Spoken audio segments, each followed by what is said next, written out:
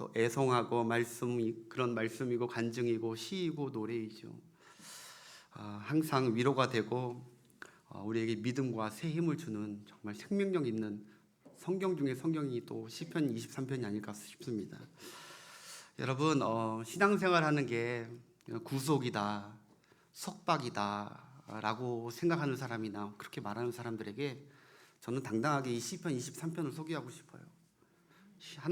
내가 하나님의 자녀가 됐고 내가 하나님의 양이 되었다는 것이 얼마나 큰 축복이고 은혜인지, 그것이 속박이 아니고 얼마나 그게 갚을 수 없는 은혜를 우리가 받은 건지, 우리가 그런 양인지, 저는 시편 23편을 몇 번 한번 읽어보라고 권하고 싶을 정도로 여러분, 신앙생활은 속박이 아닌 줄 믿습니다. 오늘 이 말씀을 듣고 여러분들이 신앙을 다시 한번, 물론 그렇게 잘 생활하고 계시지만 이 시 23편을 더 사랑하게 되는 귀한 시간으로 우리 성령께서 인도해 주시길 축복합니다. 예.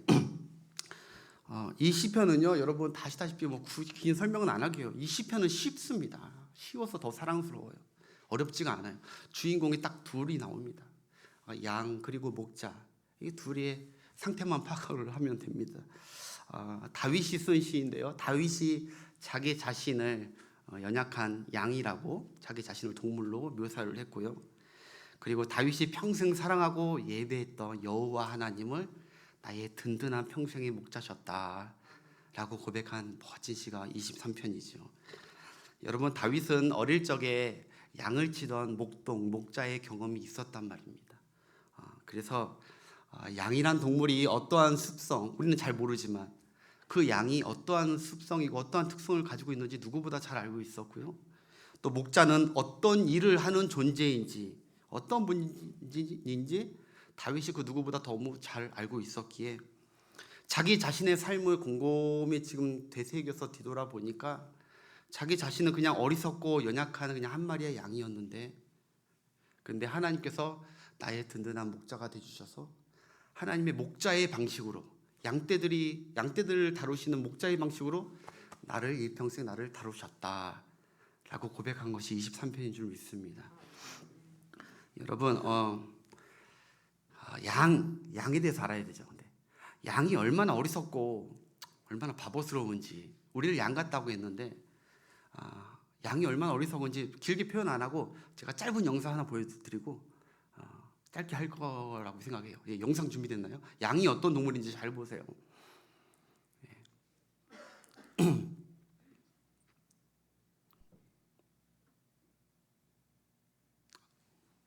예, 다시 처음부터 보야 돼. 예.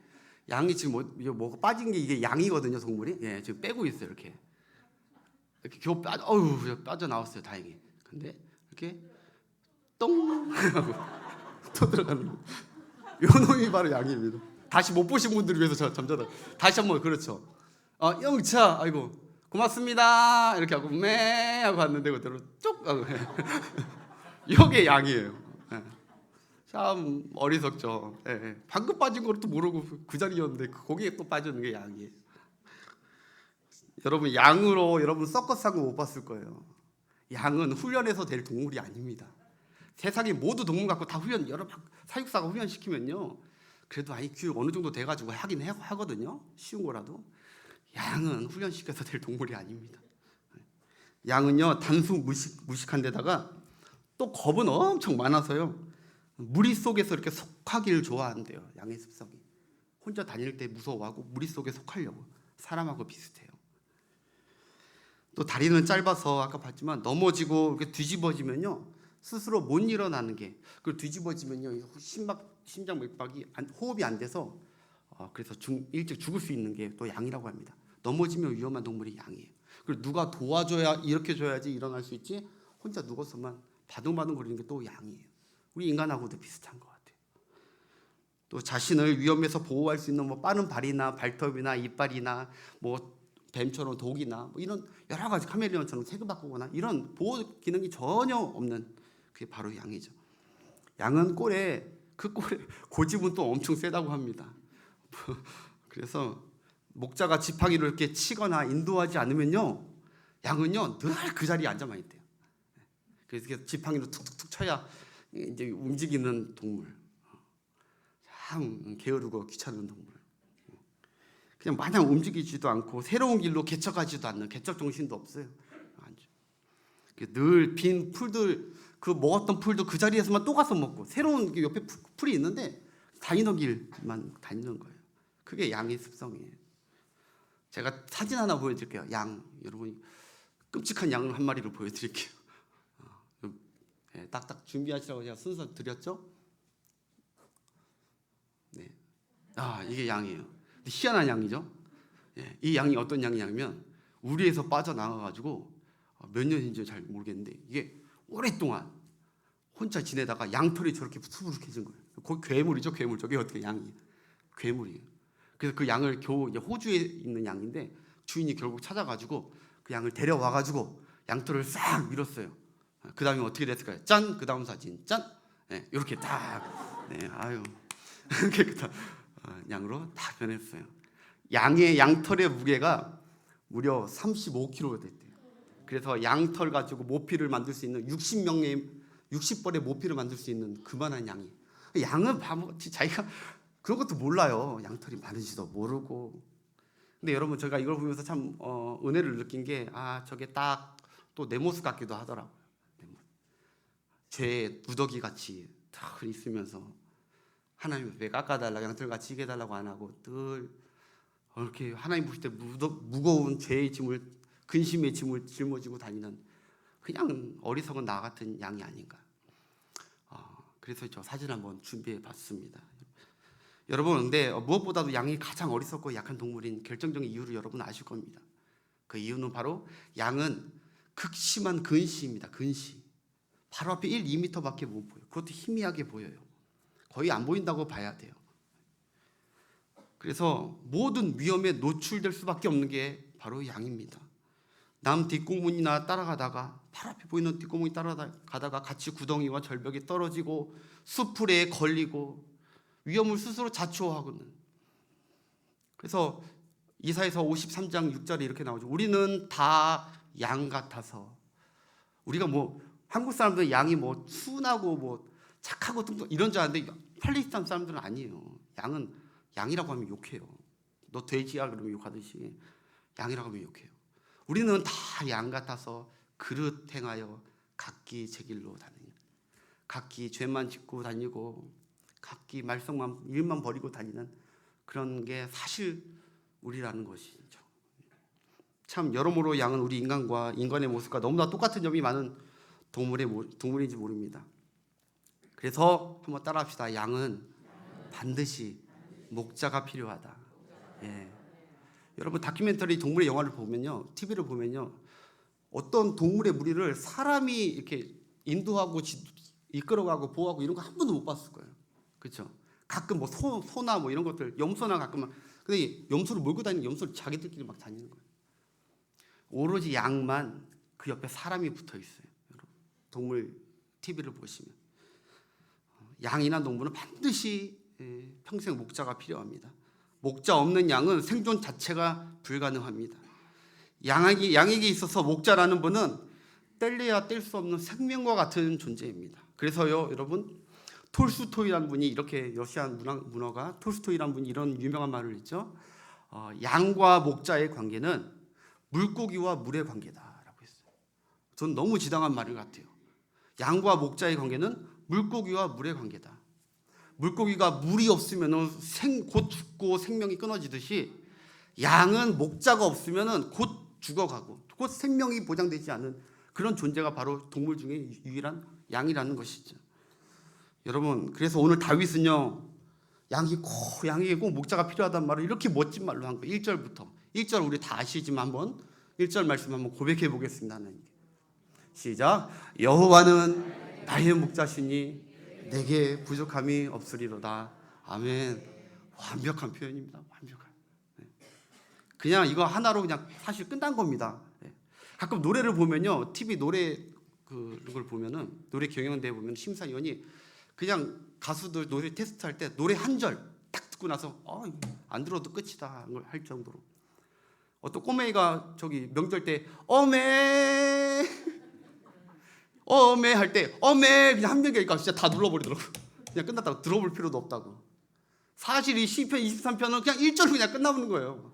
뭐 더 필요하겠어? 여호와가 나의 목자시니 왜 부족할 게 뭐 있는? 내게 필요한 게 뭐가 있습니까? 여호와가 선나미의 목자면 제가 뭐 필요할 게 있겠습니까? 만족하죠. 여러분들의 하나님 여러분들의 목자이신 그런 확신을 갖고 돌아가는 이 아침, 이 예배가 되시길 축복합니다. 예, 여러분, 다윗은 다른 거 10트럭 갖다 줘도 다 필요 없다는 거예요. 다른 거 다 불필요하다는 거죠.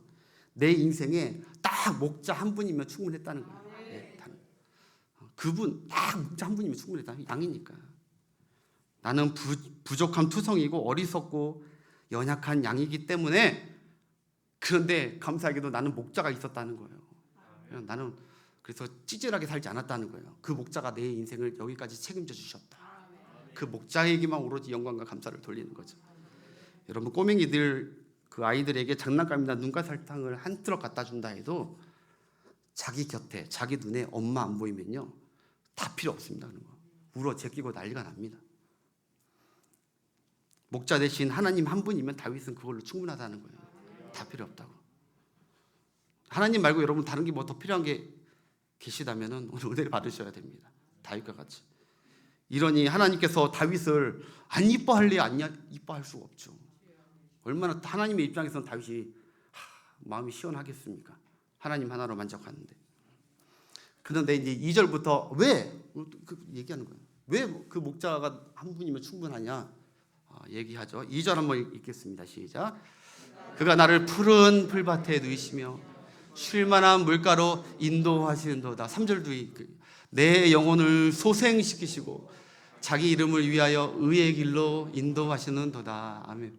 한마디로 우리 목자는 나를 이 평생 동안 인도해 주신 분이다 라고 고백합니다. 목자는 여러분들이 인도해 가시는 분인 줄 믿습니다. 여러분, 여기 보니까 다윗의 목자이신 하나님은 자신을 인도하시는 목자라고 정의하는 거예요. 자기 양이 풀이 필요할 때 풀밭으로 인도해 주시고, 자기 양이 물이 필요하다 싶으면 아시고 물로, 매기 안 해도 물로 인도해 주시고, 자기 양이 누워 쉬어야 될 필요가 있으면은 쉴 만한 곳으로 또 하나님께서 자기를 이끌어 가셨다는 것이죠. 양이란 동물은요 정말 여기까지만, 사실 2절까지만 딱 해도 정말 그거 하나로 부족함 없이 만족합니다. 충분합니다. 푸른 초장으로 인도하는 목자가 계시면. 그런데 사람은 양의 동물과 다르죠. 사람은 우리를 잘 먹고 좋은 곳으로 인도한다고 우리가 만족함을 누리는 것이 아닙니다. 그래서 3절을 넣은 겁니다. 우리는 우리의 영혼의 만족이 필요한 사람이에요. 우리의 영혼이 부족함 투성인 사람들이에요. 그런데 하나님께서, 나의 목자 하나님께서 내 영혼까지도 소생시켜주고 만족시켜주는 분이 우리 하나님 목자시라는 거예요. 여러분들에게도 하나님이 그런 분이신 줄 믿습니다. 그런 은혜를 받은 쪽 우리가 예수 그리스도 안에서 우리가 영혼이 소생된 줄 믿습니다. 거기까지 돼야 만족함이 없는 고백이 완벽한 고백이 되는 거예요. 그런데 여러분, 여기 인도하시는 목자라는 것은, 그 화면 한번 띄워주시고요. 목자가 늘 양들 곁에 따라다니는, 그저 이렇게 가이드 해주는 그런 목자를 얘기하는 게 아니에요. 다윗은 지금 원어 성경을 보니까, 영어로 보니까 리드라고 했어요. 리드. 먼저 하나님이 나를 인도하시는데 내 옆에 같이 따라다니면서 야 이쪽으로 갈까 저쪽으로 갈까 남한테 물으면서 가시는 그런 목자가 아니셨다는 거예요. 다윗은. 하나님은 나에게 어떠한 목자셨냐? 첫 번째로 하나님은 내 앞길을 미리 예비하신 목자였다는 거예요. 예비.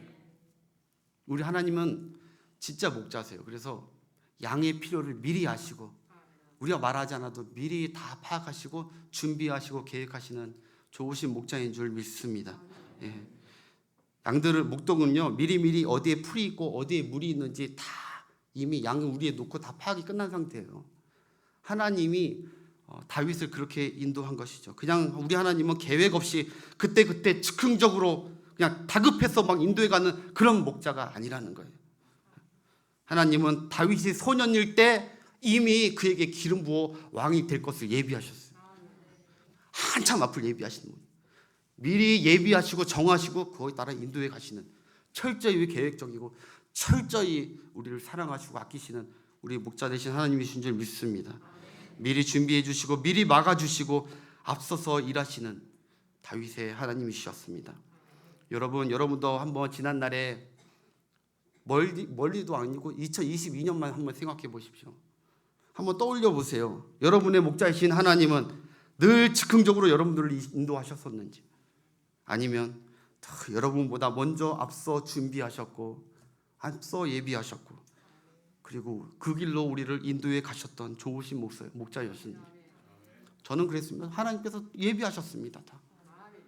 때론 아까 이따 얘기하겠지만 사망의 골짜기도 다 예비하신 거였더라고요.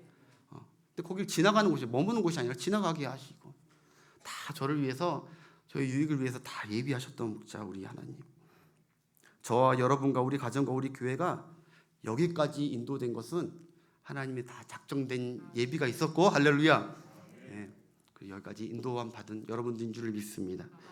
여러분 2023년 너무 걱정하지 맙시다. 할렐루야. 너무 걱정하지 마세요.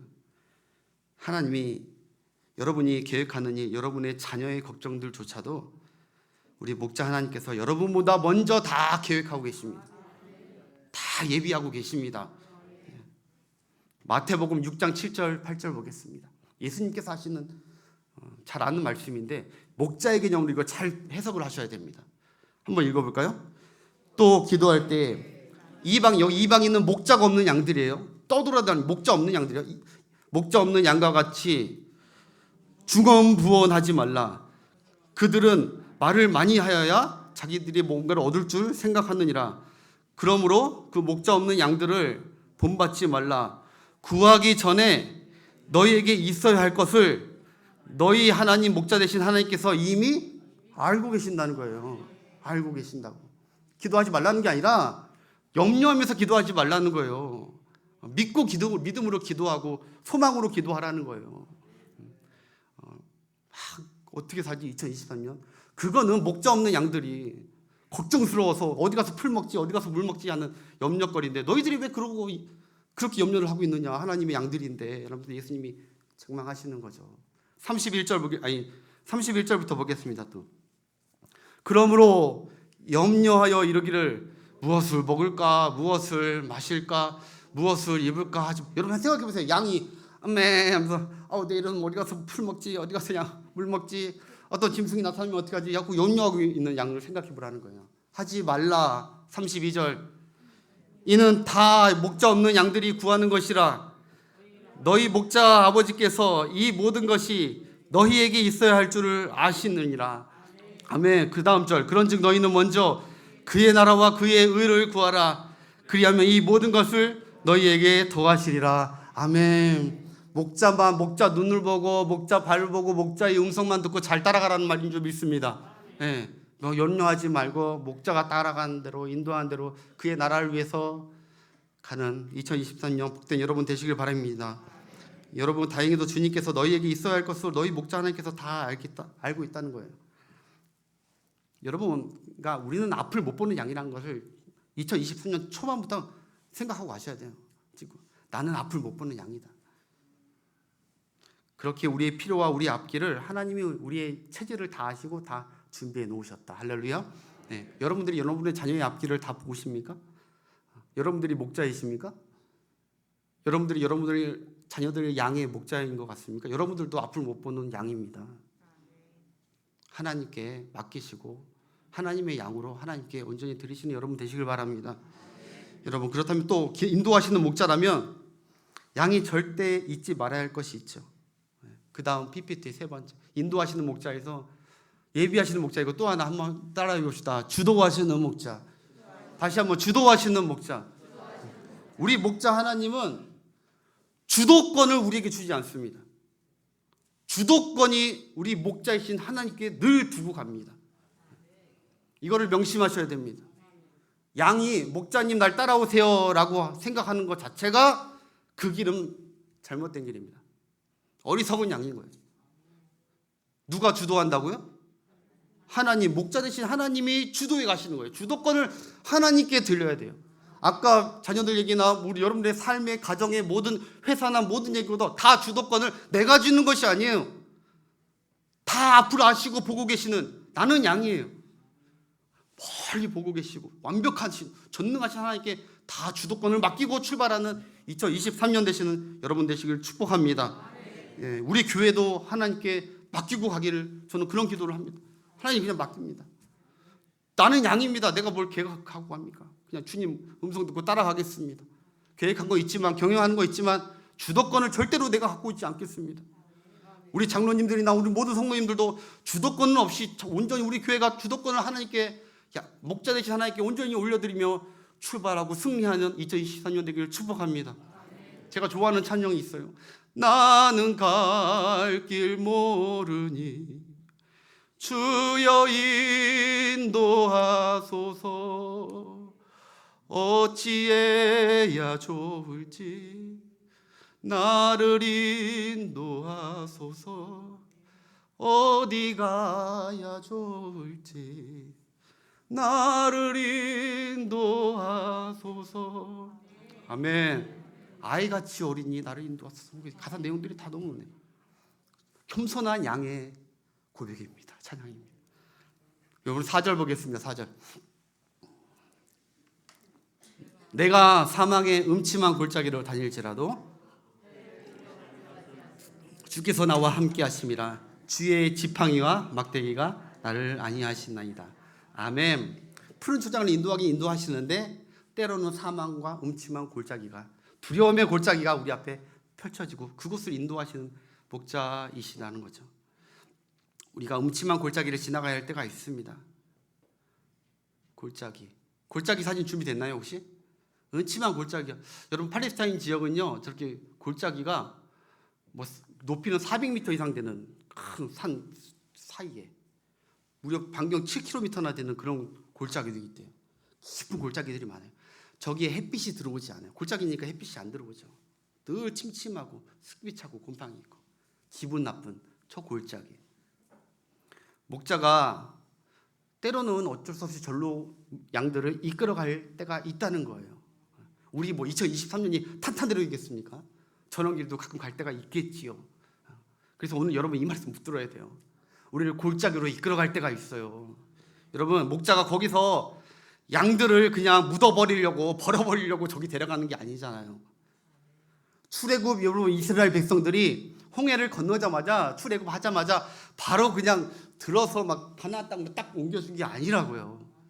광야라는 골짜기를 지나가 뱀과 정갈과 모압 자손 암몬 자손들 벽들이 대고 우글우글거리는 그 광야길을 하나님께서 동행하시면서 이끌어 가셨다고요. 광야길을.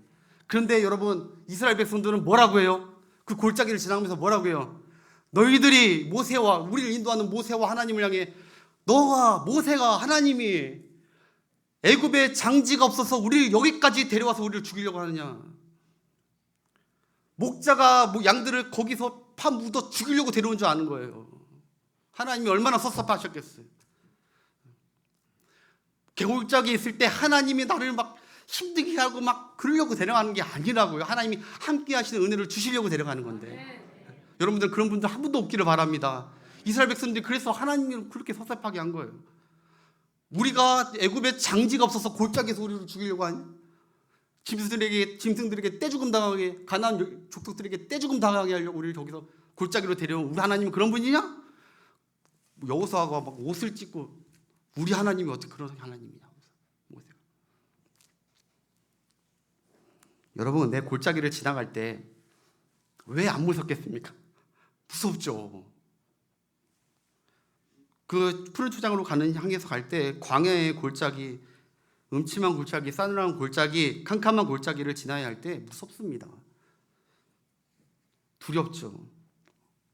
양들은요 날 해치고 잡아먹으려는 보이지는 않지만 늑대의 우거리는 소리가 들려요. 들리는데 양이 안 무섭겠습니까? 이러는데 아우 이러고 그 양들은 매 이제 무섭죠. 엄청 무섭죠. 우리의 삶도 똑같아요. 우리의 삶도 자꾸 여러 가지 소리 듣다 보면 어휴 큰일 났네, 큰일 났네요. 곧 위험이 닥쳐오겠네, 곧 잡아먹히겠네, 이런 우리의 삶들이 있다고요. 어찌 두렵지 않겠어요? 우리도 두려움을 느껴. 하나님도 그걸 아세요. 우리가 두려워하지 말라는 것은 두려워하기도 하고 있다는 거예요. 두려움 인생들은 제가 여호수아서 새벽에 강해 설교를 하고 있는데 얼마나 그 강직한 여호수아에게도요, 하나님이 두려워하지 말라를 매 장마다 수십 번 얘기해요. 두려워하지 말라, 두려워하지 말라. 두려워하고 있다는 거거든요, 여호수아도. 여러분, 인간은 사자처럼 용맹한 동물이 아니라니까요.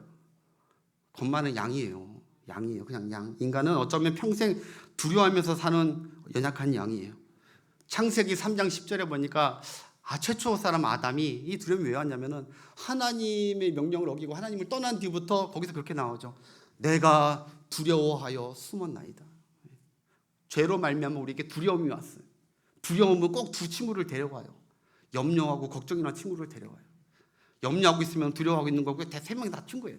걱정하고 있으면 염려하고 있는 거고요. 두려워하고 있는 거고요. 다 똑같아요. 데리고 오는 거예요. 염려, 근심, 걱정, 두려움. 우리는 두려움에 살아가는 존재입니다. 네, 이 두려움을 하나님은요 우리에게 두려움을 안 느끼게 하시는 분이 아니라고요. 한번 따라합시다. 하나님은 우리의 두려움을 물리쳐 주시는 분이다. 할렐루야. 네. 우리가 두려움 못 느낄 수 없어요. 죄가 있기 때문에. 근데 그거 하나님께 안 가면요, 목자의 그 함께 하심과 지팡이와 막대기를 느끼지 못하면 두려움의 늪에 빠져버리는 거예요. 빨리 하나님께 은혜를 구하고 기도해야 돼요. 그 두려움을 물리치는 여러분 되시길 바랍니다. 이 세상에 참 두려움에, 여러분 그거 알아요? TV나 광고 CF를 보면요, 여러분 대부분 다 상품을 파는 게 아니에요. 우리는 CF나 광고가 상품을 파는 것으로 알고 있지만 CF나 광고는요 상품을 파는 게 아니라 두려움을 팔고 있는 거예요. 그래서 공포 마케팅이라고 있어요. 한번 알아서 보여주세요 이제. 네. 공포 마케팅이라고 있는 건요 두려움을 파는 거예요. 두려움을 자극하면 자극할수록 물건이 잘 팔린다는 게 본의 아니게 마케팅 그 부리에 다 퍼져 있어요.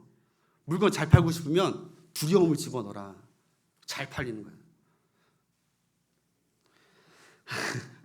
여러분, 건강에 대한 두려움을 팔아서요 건강식품을 파는 거고요. 교통사고와 각종 질병과 재난과 두려움을 자극해서 보험을 파는 거예요. 내 자녀들의 학업이나 시대에 뒤처지거나 낙오되지 않기 위해서 CF에서 그렇게 학구열을 돋우면서 두려움을 파는 거예요. 이러다가 내 자식 뒤처지면, 떨어지면 어떻게 하지? 두려움 파는 거예요. 이 학원 다니면 된다고. 명품이나 유행, 돋보이는 거 없는 그런 두려움, 자기 자신을 자극하게 해서 명품 사게 해서 돋보이게 하려고, 두려움을 없애게 하려고 하는 그런 제품이 잘 팔린다는 거예요. 노후의 걱정, 전염병. 여러분, 전염병 때 마스크 엄청 많이 팔렸어요. 대박 났어요. 두려움을 파는 거예요, 사실. 그래서 인간의 두려움만 자극하면 뭐든지 팔 수 있다는 게 마케팅의 전략입니다. 그만큼 무슨 얘기예요? 인간이 두려움을 평생 안고 산다는 거예요. 근데 여러분, 명심하십시오. 이 가운데 어떤 분은 또 다 골짜기가 있는 것도 아니고, 어떤 분은 지금 다 모든 분들이 다 푸른 초장에 있는 게 아닐 거예요. 푸른 초장에 있는 분도 계시고, 또 지금 형편이 너무 어려워서 막 사막의 골짜기 같은 분도 계실 거예요. 예. 그럴 때일 수도 있어요. 그런데 중요한 건 여러분, 내가 지금 푸른 초장에 있는 때냐, 내가 지금 사망의 골짜기에 있느냐, 그것이 중요한 것이 아니라고요. 푸른 초장이든 사망의 골짜기든 주님이 나의 목자가 되시고 있느냐, 그게 더 중요한 거예요. 그게 두려움을 이기는 능력이에요. 주님이 나와 함께하고 계시는가, 목자께서 여전히 사망의 골짜기지만 지팡이와 막대기로 나를 보호하고 계시는가, 이거 확신이 있으면, 이 믿음이 있으면 두려움이, 오늘 그래서 다윗이 그런 거, 두려움을 이긴다. 두려움. 왜? 여러분, 다윗처럼 수많은 사망의 골짜기를, 그런 인생을 산 사람이 어디 있습니까? 왜 안 두려웠겠어요? 두려워서 막 시편에 막 하나님께 하나님께서 그를 도우시고 함께 해주셔서 이겨낸 줄 믿습니다. 여러분, 마가복음 6장만 보겠습니다. 마가복음 6장. 예수님께서요, 마가복음 6장. 오늘 컴퓨터가 갑자기 안 되는 거예요. 여러분, 예수님께서 보세요. 그의 제자들과 함께 갈릴리에서 게네사렛 그 옆에 벳세다로 건너가려고 했어요. 갈릴리 호수를 지나서. 근데 예수님은 기도하라고 하셨고 제자들 보고 먼저 가라고 했어요. 배 타고 먼저 가라. 그러면서 보내시고 난 후에 예수님은 내려오셔서 제자들이 가는 걸 보셨어요. 해변가에서, 비치에서, 무태에서 보고 계셨다고 나와요. 그 한번 말씀 한번 읽어보겠습니다. 57절 시작.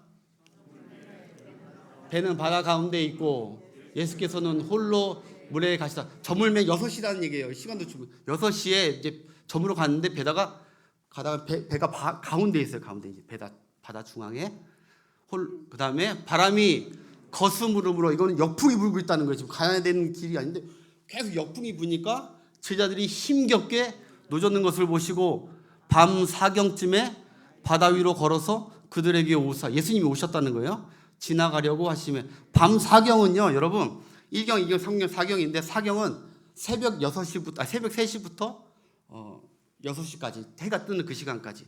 그러니까 일찍 나와가지고 밤새도록 노마진 거예요. 계속 역풍이 부니까 뭐 조금 하는데 이제 지치고 다시 밀려가고 역풍이 부니까 힘겨운 거, 힘겨운 거. 그때 예수님이 바다 위로 걸어가셨대요.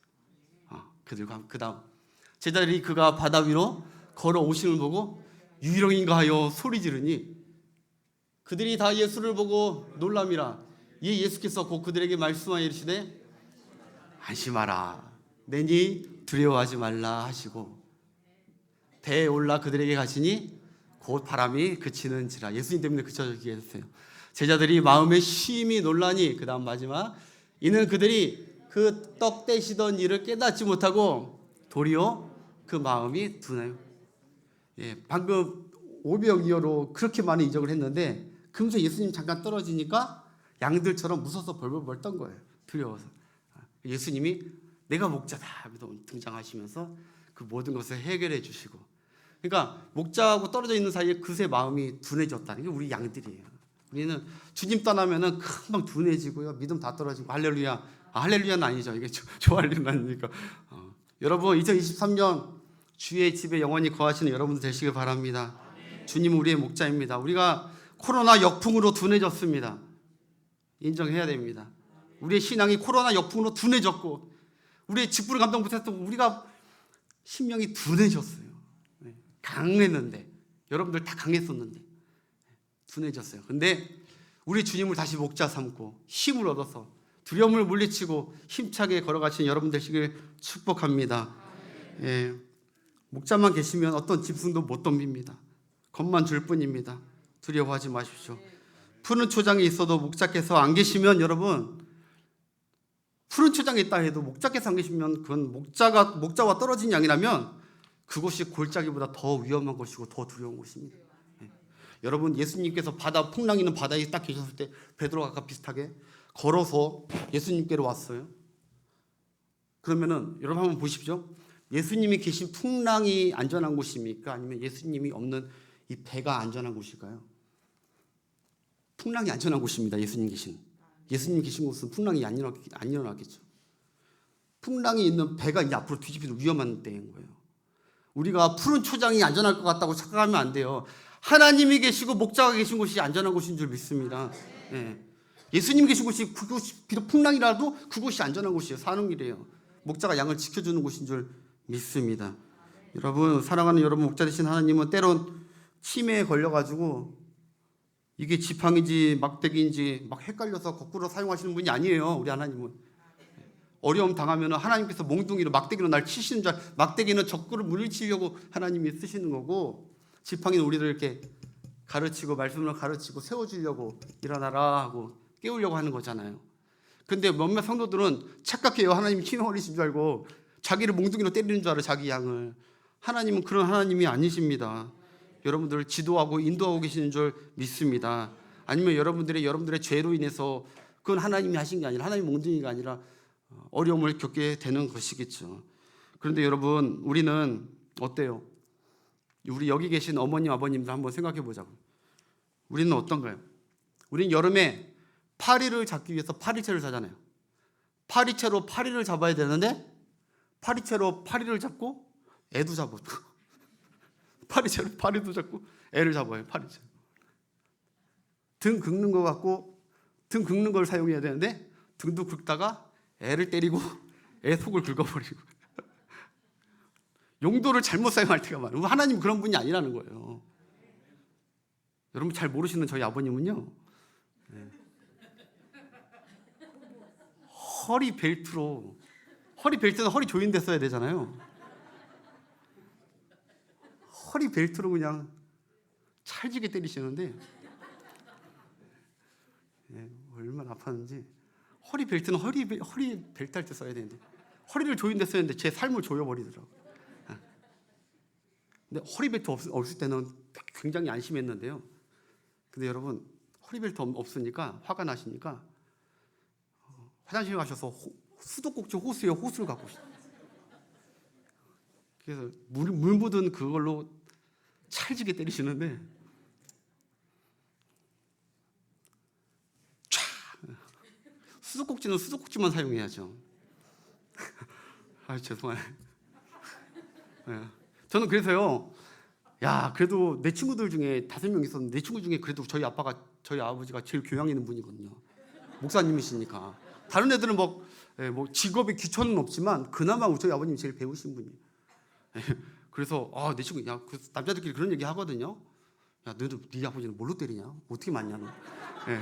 제가 맞을 짓을 많이 하긴 했거든요. 그 할 때 내 친구들은 안 때린대요.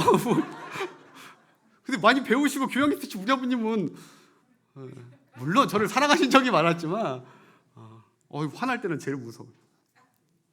내가 무슨 얘기 하려면, 하나님은 바꿔서 사용하는 분이 용도를 정확하게, 우리 구원할 때 되면 정확하게 지팡이로 막대기로 다 하시고 적군을 물리치시는 그런 하나님이신 줄 믿습니다. 시간이 너무 많이 갔지만 이거 하나만 딱 얘기할게요. 여러분, 오늘 정말 중요한 말씀이라 그래요. 여러분, 우리가 마지막 절 6절 한번 보겠습니다. 6절. 내 평생에 선하심과 인자하심이 반드시 나를 따르리니 내가 여호와의 집에 영원히 살리로다. 아멘. 이거 다른 화면 제가 이제 준비한 화면 보여주세요. 네. 여기 잘 봐요. 내 평생에, 그거 말고요. 네. 예, 우리 함께 다시 한번 읽읍시다. 시작. 내 평생에 선하심과 인자하심이 반드시 나를 따르리니. 여기까지 읽읍시다. 여기서 내 평생에 하나님의 선하심과 인자하심이 반드시 나 다윗을 따라올 것이고 여러분들 따라갈 줄 믿습니다. 여러분, 이거를 원문으로 잘 보니까요, 놀라운 은혜가 있더라고요. 그 다음까지 여기 따르리니, 반드시 나를 따르리니 할 때 이 따르리니가 히브리어로 라다프라는 말이거든요. 라다프. 근데 이거 영어 번역의 NIV는 이거를 팔로우, 말 그대로 그냥 뒤따르니, 하나님의 선하심과 인자하심이 나를 뒤따르니라고 했지만, 이 NLT라는 이게 성경 번역에서는 더 정확히 이 라다프가 원래 그 의미거든요. 뭐냐면은 이게 퍼슐이 무슨 뜻이냐면은 추적하다라는 뜻이에요. 이건 경찰이 범인을 잡았을 때 끝까지 추격하려는, 그 추격할 때 퍼슐, 라다프라는 말을 쓰는 거예요. 끈질기게 뒤따르고 끝까지 뒤따르고. 여러분, 음주운전 사고 한 번에 더 도망가 보십시오. 경찰차가 끝까지 바짝 붙어서 따라하는 거 보십시오. 그 추격할 때 할 때 라다프, 이거 퍼슬, 이걸 쓰는 거예요. 따른다. 이게 그냥 졸랑졸랑 따라가는 게 아니에요. 끝까지 따라오는 추격을 말하는 거예요. 다윗은 지금 그 의미에서 지금 이게 쓰고 있는 거예요. 그러니까 여러분 생각해 보십시오. 다윗은 지금 뭐라 고백하죠? 주님의 선하심과 인자심이 나를 추격해 오고 있다는 거예요. 추격해 오고 있다. 여러분, 다윗의 현실은 지금 어때요? 솔직히 다윗의 현실은 지금 누가 추격해 오고 있는 상황입니까? 사울왕과 그 군대들이 추격하고 오고 있는 상황이라. 사울이 나를 죽이려고 매일매일 추격해 오고 있다고요. 조이고 오고 있다고요. 그런데 다윗은 뭐라고 얘기하냐면은, 뭐라고 얘기해요? 아니라는 거예요. 사울이 나를 추격하고 있는 것이 아니라는 거예요. 다윗은 뭐라고 얘기하냐면은, 현실은 사울이 추격해 오고 있지만 사실은 사울이 아니라 하나님의 선하심과 인자하심이 나를 따라하고 있다는 거예요. 여러분, 여러분의 현실은 지금 뭔가 어려움이 오고 있고 질병이 따라오는 것 같고 작년에 있던 실수와 실패들이 날 따라오는 것 같고 추격해 오는 것 같고, 그 사울왕처럼 가난이 날 따라오는 것 같고 빚더미가 날 따라오는 것 같고 막 그런 죄들이 날 추격해 오는 것 같고 사망이 날 추격해 오는 것 같다고 보인다 할지라도, 다윗은 그것도 봤지만 다윗이 본 것도 뭐예요? 아니야, 그 뒤에 능하신 하나님의 선하심과 인자심이 함께 따라오고 있다. 나는 멋진 고백 아닙니까? 우리는 자꾸 보이는 거 사울이 두려워서 보면 하나님의 선하심과 인자하심이 여러분들을 추격하고 따라가는 인생이 될 줄 믿습니다. 다윗은 지금 여러 가지 어려움, 사울이 따라오고요, 압살롬이 추격해왔고요, 블레셋 군대들이 추격해오고요, 항상 대적들이 추격하는 인상이었어요. 그가 추격해오겠지만 아니라는 거예요. 다윗은 아니라는 거예요. 믿음의 눈을 떠서 보니까 하나님의 선하심이 나를 따라오고 있으니, 할렐루야, 하나님의 인자하심이 나를 따라오고 있으니 내가 여호와의 집에 영원히 살리로다. 사랑하는 여러분, 여러분의 문제, 어려움, 걱정, 두려움들이 여러분들을 따라오고 있다고 생각하십니까? 아니라는 겁니다. 아니라는 겁니다. 아직도 작년에 있던, 오래전에 있었던 거를 계속 생각하면서 저거 어떻게 하죠? 어떻게. 아니라는, 여러분들이 이 믿음이 필요한 거예요. 하나님의 선하심과 인자하심이 하나님의 양들을 반드시 추격하고 있음을 믿으십시오. 목자는 반드시 그 양들을 사랑하고, 여기 인자했어야 돼요. 무한하신 사랑과 무한한 선한 것은 토부, 좋은 걸 주기 위해서 끝까지 함께 따라오는 거예요. 앞에서 아무리 여우와 곰들이 따라다닌다 해도 목자한테 가면 안 되는 거예요. 아브라함도 그랬고요, 야곱도 그랬고요, 요셉도 그랬어요, 모세도 그랬고, 다윗도 그렇고, 수많은 성경의 인물들이 하나님의 양들이 평생 하나님의 선하심과 인자하심이 그들을 따라간 줄 믿습니다. 여러분, 이사야 52장 12절만 볼게요. 함께 읽겠습니다. 52장 12절 시작. 여호와께서 너희 앞에서 행하시며 이스라엘 하나님이 너희 뒤에서 추격하는 호위하시리니 너희가 황급히 나오지 아니하며 도망하듯 다니지 아니하리라. 아멘. 대통령이 얼마나 다른 나라, 위험한 나라 가서 당당합니까? 대통령 하나 한 사람 가는 것 같지만 온 저기 사방에 다 호위하는 군사들이 다 깔려있고 헬기가 뜨고 있고 전 밑에 잠수함이 다 따라가고 있는데, 우리 하나님은 그거보다 더 위대하게 능력 있게 안전하게 우리 뒤를 선하심과 인자하심으로 호위하고 2023년을 우리를 몰아가실 줄 믿습니다. 다른 걸 보지 마십시오.